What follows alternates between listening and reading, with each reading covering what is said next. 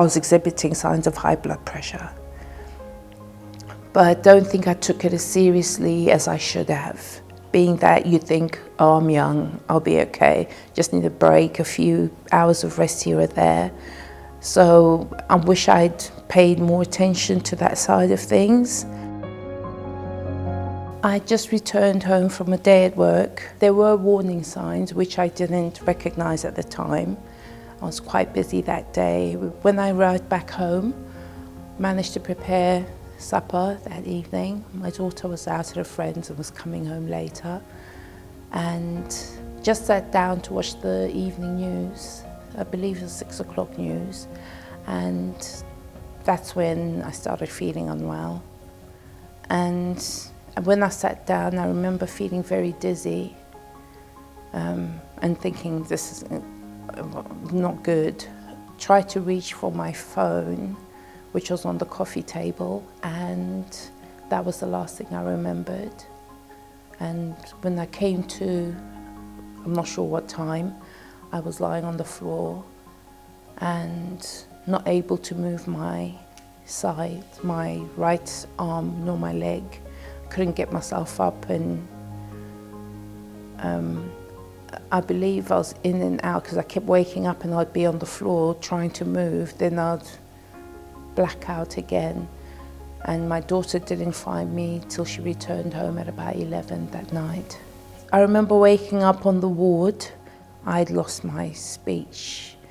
I couldn't talk, couldn't move my right side. And I don't remember a lot in the initial beginning, but yes, I was in hospital quite a while. The recovery process was difficult. I was supported by the fantastic team, the community nurses, they were amazing. And the OTs, they came and helped me a lot at home, and my nurse Emma was amazing. She helped me with not only coming to terms with my situation, but with simple things such as she'd take me for walks, for, a few steps outside, because I just wouldn't go out. I felt very self-conscious. I walk now with a stick, which is great, so I'm independent in that respect. I am limited, obviously, as to how far or long I can walk for, but I can manage to walk. I am on medication to manage my blood pressure. I have pain, obviously there's stroke pains that you get, and medication that helps with that. Unfortunately, I wasn't able to return back to work because of some of the damage that occurred in parts of my brain due to the length of time it took to get help for me.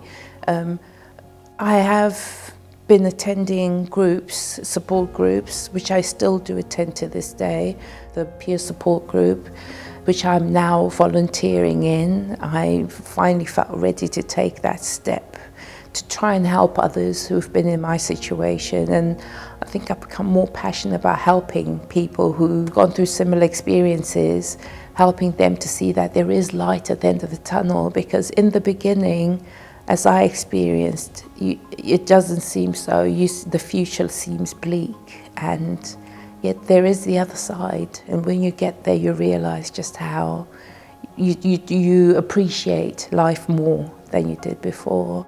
So I think the mistake we make sometimes, we leave it to our GPs and nurses. They should be able to pick out if something's wrong, but I think we should take more responsibility for that and possibly reduce the chances of ending up having these life-changing events occurring.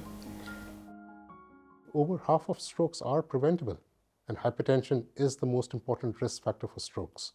And the reason for that is that hypertension is completely silent. It might have no symptoms whatsoever. You might not feel unwell, you might not feel different, you might be carrying on with your life as normal. But it can have life-changing and devastating consequences. As we've heard from Cecilia, hypertension can affect younger people as well. And when it does, indeed, it can be more dangerous because you've got a longer time to live with it and allow those things to go wrong. And the only way to be aware of it is to look for your blood pressure, to check your blood pressure, and that can be done at home, it can be done in the GP surgery, it can be done in a pharmacy. But it's important to do it, to be aware of what your blood pressure is, and of course if it's elevated, get help, get treated.